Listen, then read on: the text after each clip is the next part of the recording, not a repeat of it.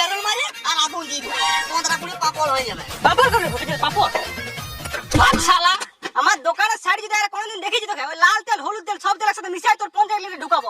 শালা দমদম এয়ারপোর্ট পৌঁছে দিবি সোজা। দাঁড়া রে দাঁড়া, আমিও পাম্প যাচ্ছি 1 লিটার 50 তেল নিয়ে আসি তোর পাশে দোকান খুলে 2 টাকা কমে বেচছি আর তোর ব্যবসা গাছে মারছি। তখন তো তোর তেল আর চলবে না, কোথায় ঢুকাই দিবি আর গোটা ফুরফুর কোথায় ইন্ডিয়াকে ঘুরবি।